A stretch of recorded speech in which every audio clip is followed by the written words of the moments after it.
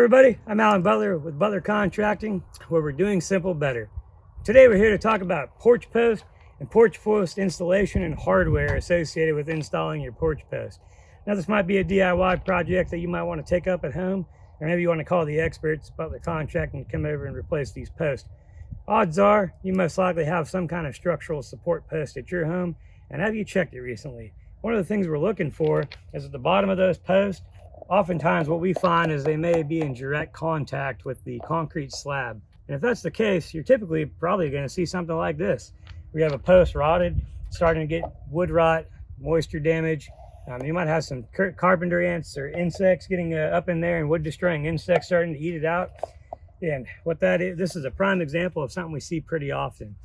Now, there are some ways to mitigate this. This is not properly installed post. This was kind of a shoddy job that was either done by a builder or outside of the area that probably didn't have an inspection, that it doesn't meet code. And whoever put this in, maybe they weren't being regulated by a permit or an inspection, so they just put it in this way and it got done. And the customer thought maybe they were getting something good. A few years down the road, they got a problem on their hands that they've got to deal with. So as you can see here, they just put a simple piece of rebar and jammed it into the concrete slab, stuck it up here inside the post, and that was all that was really holding that post from moving around. So it's good if you kick the post, it's not going to go anywhere at the bottom. The bad part is it was sitting directly on the concrete slab. There was no way to elevate that post or wick any moisture away. And concrete slabs are very porous material. They absorb a lot of moisture and they stay wet pretty often. And consequently, all that moisture gets sucked up into the bottom of that post. The post acts kind of like a straw, and it will suck that moisture up. And as the condensation in the weather, the rain, freezing, being cold, condensation coming back and forth, it's going to get in the bottom of that post and start to tend to rot it out. One of the things we do at Butler Contracting is we actually seal the bottom of the post when we go to install them.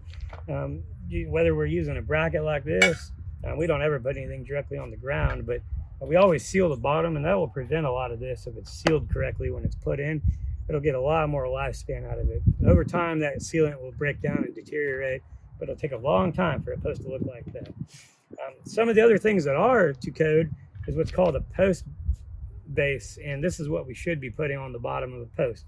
There are multiple different versions of this. One could be a completely enclosed system that's a little bit more decorative. This is a zinc post base. This is for a 4x4, not a 6x6 like we have here, but same concept.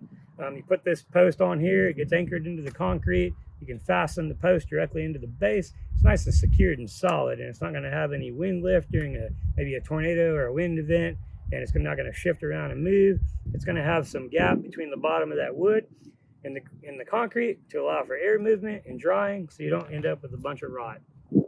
And another option is going with a more decorative option like this, where we can put some really fancy brackets on there and some hardware and really give it a little bit of pop. So there are some different post base options.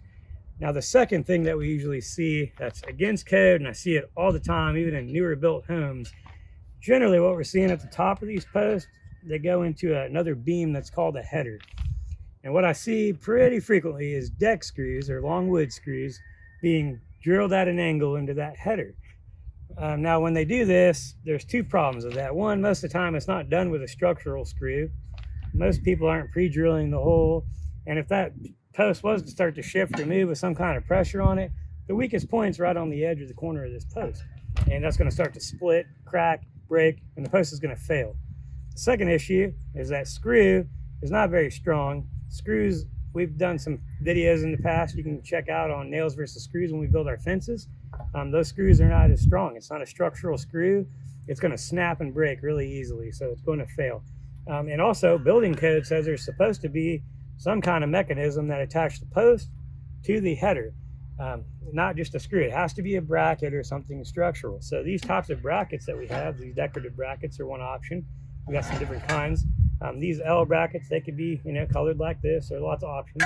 But there needs to be something, a strap, there's T-straps, there's things that go on the post and on the header. There's all kinds of variations of these different kinds of brackets out there on the market, but they need to have something fastening the post to that header secured with a proper structural screw or a lag bolt. You cannot use a deck screw in this situation because it will fail. It is against code and it is a big safety hazard.